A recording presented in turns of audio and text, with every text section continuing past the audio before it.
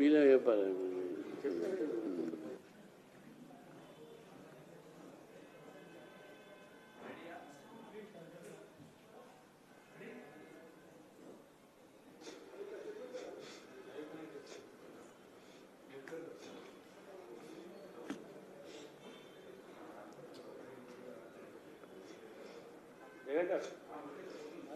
Right. ఈరోజు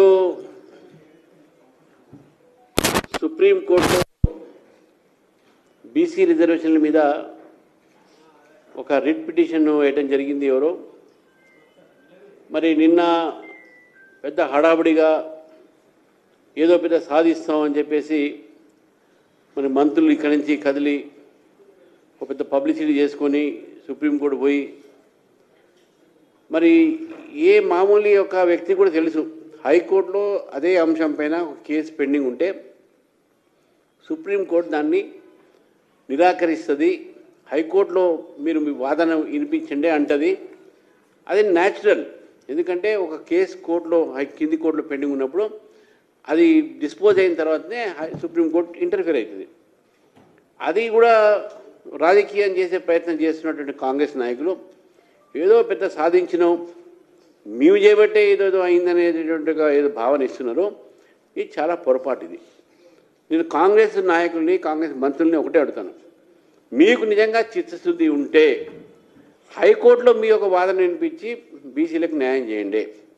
సుప్రీంకోర్టులో dismiss అయిందంటే ఓన్లీ ఆన్ టెక్నికల్ గ్రౌండ్స్ కింద పెండింగ్ ఉందని మీరు దాని ఏదో పెద్ద సాధించినట్టు పెద్ద ఫీల్ అయిపోయి ఏదో పెద్ద మేము ఇక్కడి నుంచి పెద్ద అక్కడ పోయి మీరు ఏదో చేసినాము టీవీలలో పేపర్లలో వేయించుకొని అది చాలా అంటే మిస్లీడింగ్.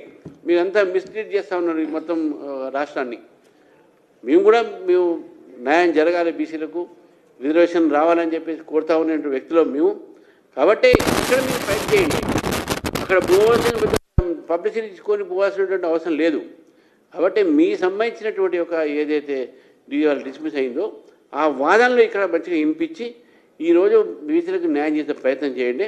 భారతీయ జనతా పార్టీ మీ యొక్క నిర్ణయంతో ముందే చెప్పినాము, కట్టుబడి ఉంటాం. బీసీలకు 42% న్యాయంతో మేము ఉన్నాము, సపోర్ట్ చేస్తున్నాము కూడా చెప్తున్నాం. కాబట్టి మీరేదో ఇక్కడ ఘనం సాధించినట్టు ఘనకార్యం చేసినట్టు ప్రజలకు చెప్పాల్సిన అవసరం లేదు. ఒకటి.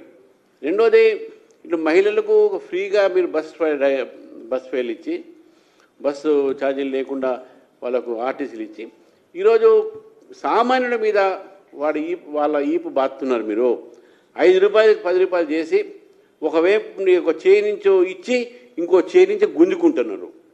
One hand you are giving it, another hand you are snatching it. ఈ రకమైనటువంటి ఒక పాలసీ కాంగ్రెస్ ప్రభుత్వంది. ఇది ప్రజా వ్యతిరేకం పాలసీ. ఈరోజు బస్సులో ప్రయాణించేటటువంటి సామాన్యుడి మీద మీరు బాధ పెడుతున్నారు, వాళ్ళ మీద మోత వేస్తున్నారు. వాళ్ళని ఇక సామాన్యుడిని మీరు ఈరోజు చూడకుండా వాళ్ళ మీద చేస్తున్నటువంటి ఈ అఘాయిత్య ప్రభుత్వం చేసినట్టుగా ప్రజా వ్యతిరేక నిర్ణయాలు అవుతున్నాయో దీన్ని భారతీయ జనతా పార్టీ వ్యతిరేకిస్తుంది. మేము డిమాండ్ చేస్తూ ఉన్నాం, ఈ వెంటనే రోల్ బ్యాక్ చేయాలి, ఛార్జీలు తగ్గియాల్సిందిగా ప్రభుత్వాన్ని మేము డిమాండ్ చేస్తూ ఉన్నాం. ఇప్పుడు కొన్ని జాయినింగ్స్ ఉన్నాయి. కొంత మైనారిటీ సోదరులు బీజేపీలో చేరుతూ ఉన్నారు.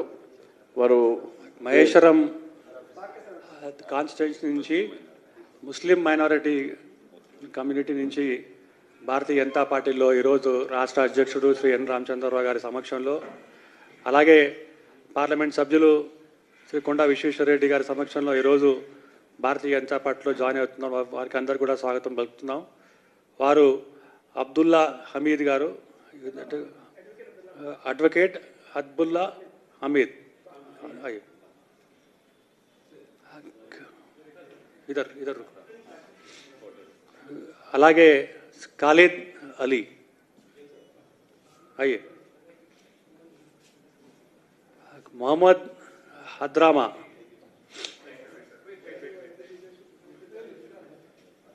ఫైజల్ బిల్ మొహమ్మద్ అల్ ఖలీద్, ఖులైది, ఒమర్ బహమద్, అబ్దుల్లా ఆజ్మెల్, బాజ్బాల్ వీరందరూ ఈరోజు భారతీయ జనతా పార్టీలో మరి రాష్ట్ర అధ్యక్షుల సమక్షంలో చేరుతున్నందుకు వాళ్ళందరూ కూడా శుభాకాంక్షలు తెలుపుతూ మోదీ గారు చేస్తున్న అనేకమైన అభివృద్ధి కార్యక్రమాలు తెలంగాణలో మా వంతు ముస్లిం మైనారిటీ సోదరులు కూడా ఈరోజు అనేకమైన లబ్ధి పొందుతున్న సందర్భంలో వారు ఈరోజు భారతీయ జనతా పార్టీలో జాయిన్ అయిన సందర్భం వారికి మొత్తం శుభాకాంక్షలు తెలుపుతూ కండవతో వారిని భారతీయ జనతా పార్టీలో శ్రీ రామచంద్రరావు గారు అలాగే కొండా విశ్వేశ్వరరెడ్డి గారు ఆహ్వానించడం కూడా జరిగింది. భారత్ మాతాకి జై.